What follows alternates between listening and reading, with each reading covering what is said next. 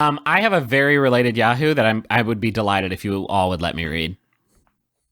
Okay. Sent in by Amelia Berger. Thank you, Amelia. It's by Yahoo Answers user Dirk. And it's a similar vein of like how did folks get in touch without phones, right? But the wording of this question is maybe the best. Dirk asks, how did people know when to meet back in vampire times?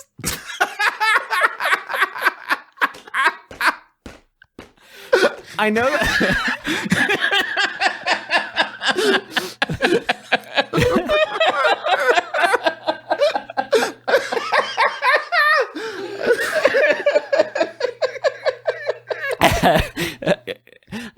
I know that they wrote more letters.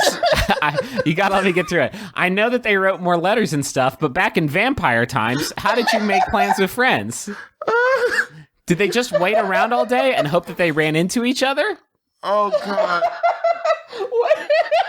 Oh, God. What is wrong with our schools? You can make all the plans you want. The vampires are going to ruin them. I mean, you can write a letter. It's like, meet me at Ye Old Arby's this afternoon, but a vampire's just going to be waiting there to harangue you. Hey, meet me there at 2 p.m. Can't do that. Can we make it 2 a.m.? The problem... The sun is an issue. The sun is bad for vampires. So, I mean... This is before. I'm gonna let's set the stage. It's vampire times. There's no electronic 1972. There's no electronic communication, which of course means Willem Dafoe is still trapped in that spectral cage somewhere before Alexander Graham Bell let him out. And I want to get in touch with you. I want to get in touch with Dad to go see Rogue One. Do I just like go to the theater and just like hope he like? Do I just yell out my window like, Dad, Rogue One, and just like hope that he like falls under the thrall of my voice somewhere? Or is it, do I like fucking the end of a Christmas Carol, just like pay a boy, just be like, go find my dad and invite him to the theater to see a live performance of Rogue One? You have to send your familiar. You got to send your Renfield, right? And your Renfield goes and like delivers the message to your vampire dad, and then vampire dad like gives him, I guess, some bugs to eat or something, and then Renfield returns to you. And actually, can I tell you something? It was actually a much more efficient system than we have now. I suppose so.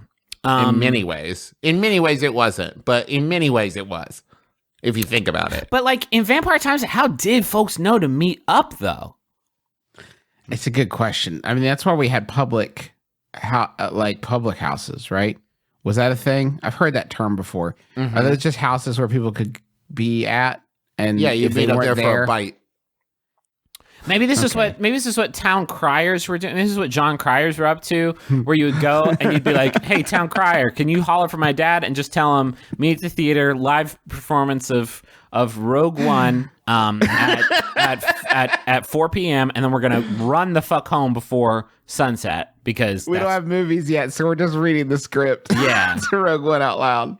And we're gonna get the fuck home before the sun sets because it's gonna get choppy out here. So you're imagining like, Dave is at Pinkberry. Everyone, Dave's at Pinkberry. Like that's what the town crier does. He just broadly announces your locale. He's just flipping through index cards, just like, Greg is at Jamba Juice. Susan is at J. Crew, and she's waiting for Michelle. Tyler's at Orange Julius. A lot of juice stores back in vampire times. It's really gentrified here. Timothy has been killed by a vampire. Michael has been killed by a vampire. Okay, I have an actual question for you.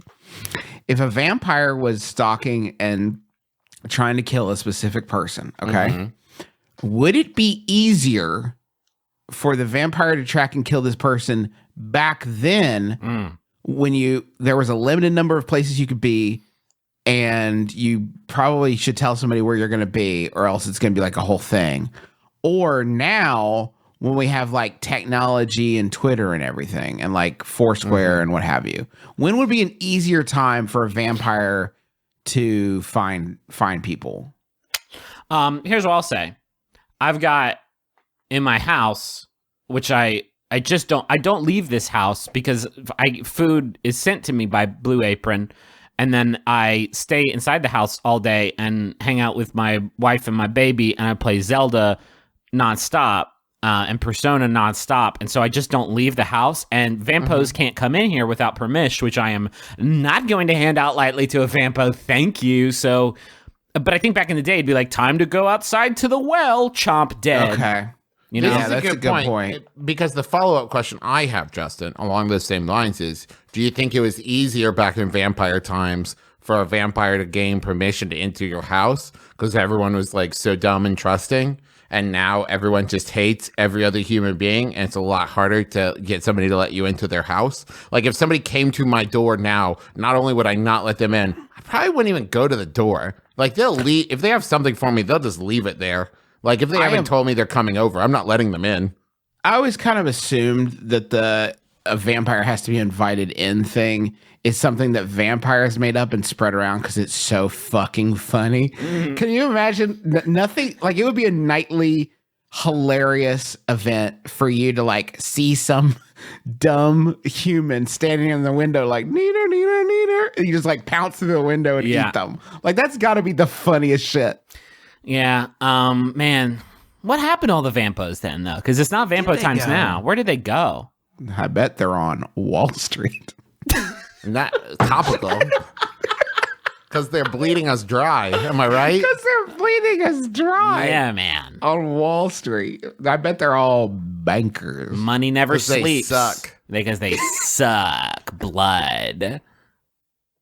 I guarantee that's got to be a tagline for a movie somewhere, right? Vampire bankers, these interest rates suck. Something like that, right? Something like along that. those lines. Trading stocks and biting knocks. Do you mean necks? That's a bad rhyme.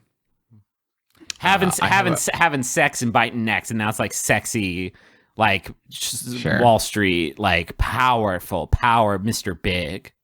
Mr. Big up at the top, turns out he's a vampire the whole time. And he's the one who wants to be with you. Mm-hmm. I have a friend that I frequently Hold on. I think Rachel locked herself out. 1 second. There's Jehovah's Witnesses right outside my window, so I'm going to be down here for a little bit. Okay, what are they doing, Griffin? Are you okay? They won't leave. They keep knocking.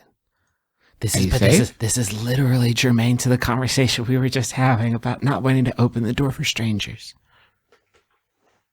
Are you okay? I mean, I'm good. I don't want him to know I'm in here. You don't want to have to talk to other human beings? Yeah. We're good. We're good, though. Let's just move on. I bet Jehovah's Witnesses, by the way, would not be so fucking cavalier if we were still in vampire time. Absolutely not. I think, Justin, you would find that most people wouldn't be. Yeah. Not just... Yeah, that's a good point. Let's go ahead and move on to... You just take the reins for a little bit. I'm riding this one out.